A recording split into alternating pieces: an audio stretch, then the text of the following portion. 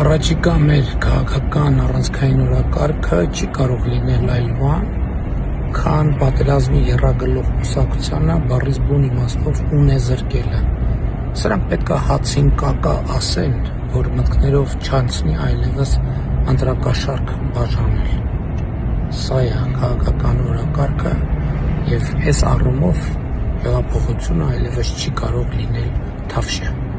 Հայաստանի պատմության մեջ իհարկե եղել են կեղծված նախագահական եւ խորհրդարանական ընտրություններ, դա թաքցնելու բան չէ, բայց այս մասշտաբի ընտրակեղծիքները մեր նորօրյա պատմության մեջ իրոք որ աննախադեպ էին։ Այս ամենից հետո անգամ 1996-ի կեղծված նախագահական ընտրությունները աչքիդ չեն երևում։ Չէ որ 2018-ին այս վարչախումբը իշխանության էր գալիս ազատ եւ արդար ընտրություններ կազմակերպելու հանդիսավոր խոստումով։ Պարագլուխը քանի անգամ է ասել՝ երկու ձեռքս կկտրեմ, ընտրություն չեմ կեղծի։ Ինչ է, ընտրություն կեղծելը պոզով պոչով է լինում, ինչպես ինքը կասեր ժամանակին։ Ավելի քան 58,000 ընտրող հունիսի 7-ին ընտրել է կոնկրետ քաղաքական ուժի եւ կենտրոնական ընտրական հանձնաժողով կոչվող 7 արարածներ այդ անձանց ընտրությունը պարզապես չեղարկեցին, ասացին այդ 58,000-ը գոյություն չունեք։ Հարցնում ես, բա տասնյակ հազարավոր այդ մարդկանց ընտրական իրավունքը, ասում են դա էական չէ։ Բա ի՞նչն է էական։ Միգուցե էական է Ադրբեջանի նախագահի օգնական Հիկմեթ Հաջիևի այցը Դիլիջան։ Միգուցե այնտեղից նաև ցուցումներ էր տալիս, թե ինչպես է պետք ընտրությունները կեղծել, ադրբեջանացնել Հայաստանի քաղաքական համակարգը։ Թերևս եկել էր փորձի փոխանակմամբ։ Երևի Փաշինյանն Ալիևին ասել էր, որ չի ստացվում սահմանադրական մեծամասնություն հավաքել, հետևաբար իր խոստումները չի կարողանա կատարել։ Բաքվից էլ հավանաբար ասել են, հո երեխա չեք, դրա եղածն ինչ է, ձևը գտեք ու կեղծեք։ Ու գտան, բացահայտորեն կեղծեցին։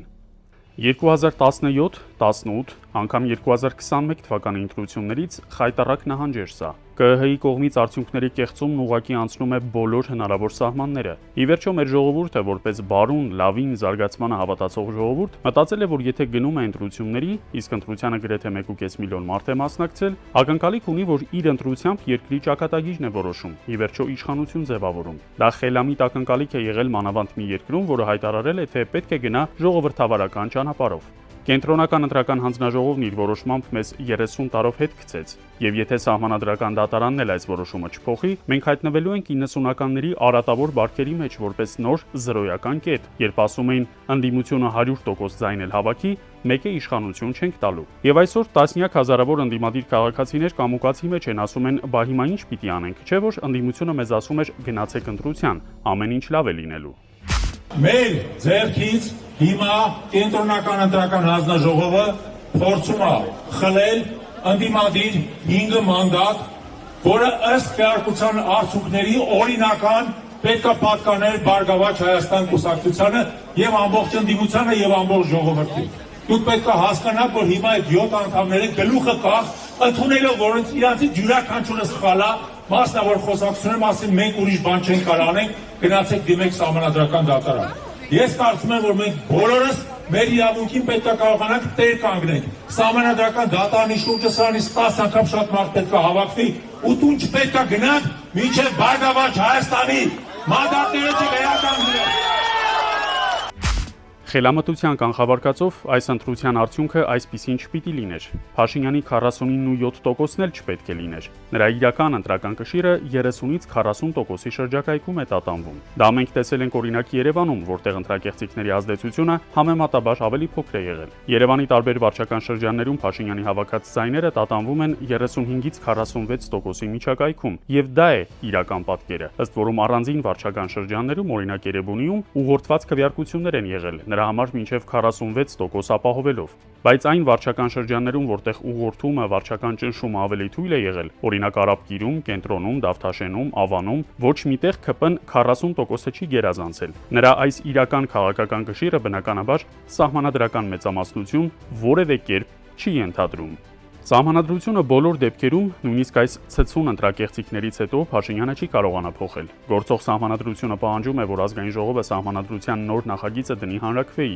Դրա համար պահանջվում են падգամավորների 2/3-ից ավելի ձայներ, իսկ դա ոչ մի առանձին վերցրած խմբակցություն չի կարող ունենալ։ Այսինքն, եթե նույնիսկ Փաշինյանը հավաքեր 2/3 մինուս 1 ձայն, ինչպես ներկայումս գործող ազգային ժողովում, նրան պետք կլիներ կամ այլ խմբակցությունների, կամ այսպես կոչված անկախ падգամավորների, իրականում խամաչիկների աջակցությունը սահմանադրական մեծամասնություն հավաքելու համար։ Հիմա ակնհայտ է, որ նույնիսկ մանդատագողությունից հետո Փաշինյանը միևնույն է սահմանադրական մեծամասնություն չունի եւ չի կարողանալու օրինական ճանապարհով սահմանադրություն փոխել։ Բայց դա դեռ չի նշանակում, որ նա չի փորձելու անօրինական ճանապարհով սահմանադրություն փոխել, ինչպես դա արեց 2020 թվականին, երբ դարձյալ սահմանադրական մեծամասնություն չուներ եւ սահմանադրական դատարանին վերաբերող հոդվածը առանց սահմանադրական դատարան ներկայացնելու ազգային ժողովը փոխեց։ Դա բացահայտորեն հակասահմանադրական էր, բայց շատերը դրա վրա այն ժամանակ աչք փակեցին։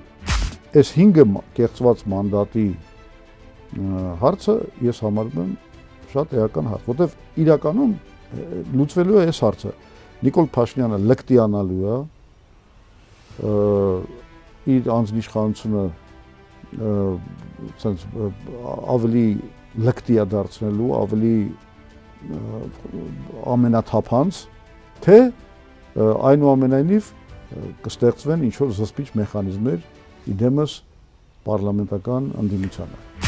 Այն, որ Փաշինյանը նման զազրելի ընտրակեղծարարությամբ կենտրոնական ընտրական հանձնաժողովի խայտառակ ապօրինի որոշմամբ իրեն 9-րդ գումարման ազգային ժողովում մանդատների 3/5-ը վերագրեց, բումերանգի պես իրեն է վերադառնալու։ Այս անձը անընդհատ ժողովրդավար ձևանալով ի վերջո հատեց Ռուբիկոնը եւ մտավ բռնապետության, նույնիսկ ամբողջատիրության, տոտալիտարիզմի դաշտ, արտաքուստ ժողովրդավար ձևանալով։ Բայց նա պետք է հասկանա, բռնապետությունը ճիշտ է իր կանոններով է ապրում ու զարգանում, բայց բռնապետությանը նաև իր կանոններով են դիմադրում։ Պայքարը շարունակվում է։